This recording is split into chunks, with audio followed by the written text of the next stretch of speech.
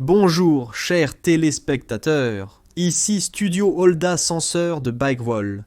Je vais vous informer sur l'attaque aérienne d'Israël contre l'Iran. Selon des informations, les États-Unis auraient soutenu l'attaque de missiles israéliens contre l'Iran et intercepté certains missiles visant Israël. Une vidéo montre le siège du ministère de la Défense israélien à Tel Aviv. L'Iran a lancé des missiles pour le frapper, mais ils sont tombés à proximité. Suite à l'attaque iranienne, 9 bâtiments israéliens se sont effondrés et des centaines d'autres ont subi d'importants dégâts.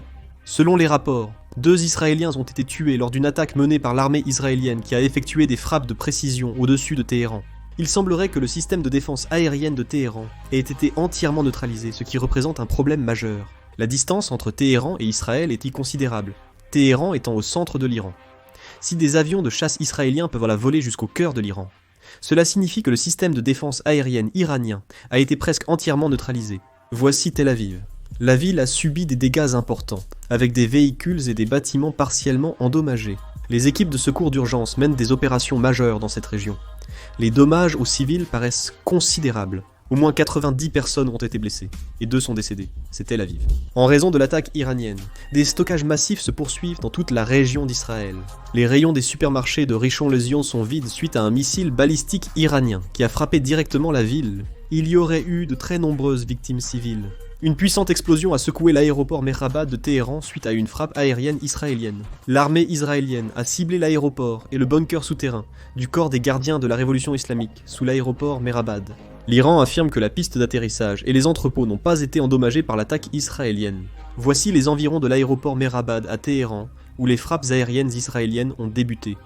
Des flammes rouges sont visibles dans certaines zones, conséquence des attaques. Nous sommes dans la région d'Ilam, où Israël mène des frappes aériennes. Voici les missiles balistiques iraniens, traversant l'espace aérien jordanien. Tous ces missiles sont dirigés vers Israël. Un hélicoptère d'attaque israélien repère et intercepte un drone iranien.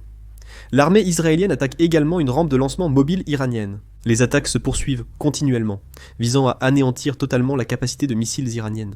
Dans une vidéo, le porte-parole de l'armée israélienne Avishai Adrahi affirme ne pas redouter une attaque de l'Iran.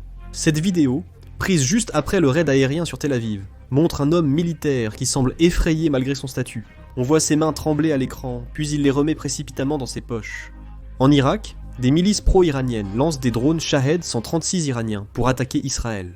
Danny Danon, ambassadeur d'Israël à l'Organisation des Nations Unies, a affirmé que l'attaque d'Israël contre l'Iran vendredi matin était une question de survie. L'ambassadeur Danon a déclaré qu'Israël avait des informations indiquant que l'Iran, le Hezbollah et le Hamas planifiaient d'attaquer Israël. Il a affirmé que ce plan n'était pas simplement une ambition, mais un plan réalisable qui devait être exécuté prochainement. L'Iran a fermé son espace aérien jusqu'à nouvel ordre. Le ministère iranien des Affaires étrangères a qualifié les négociations nucléaires avec les États-Unis d'inutiles. Les États-Unis ont averti que si l'Iran attaquait des citoyens américains, les conséquences seraient terribles. Lors d'un appel avec Trump, le Qatar a insisté sur l'importance de désamorcer les tensions et de trouver une solution diplomatique. Le ministère des Affaires étrangères de Bahreïn a appelé ses citoyens à suivre les directives du gouvernement. La Jordanie a rouvert son espace aérien. La Syrie a aussi subi des pertes durant ce conflit. Des débris de missiles et de drones sont tombés, déclenchant des incendies dans les villages de Quneitra et Daraa.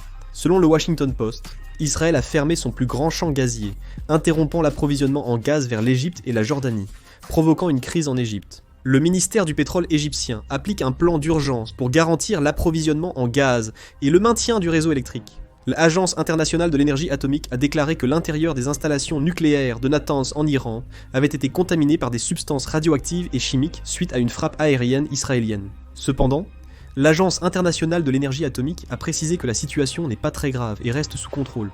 Il semblerait que l'installation d'enrichissement de Natanz ait été totalement détruite. Je termine cette vidéo. Merci.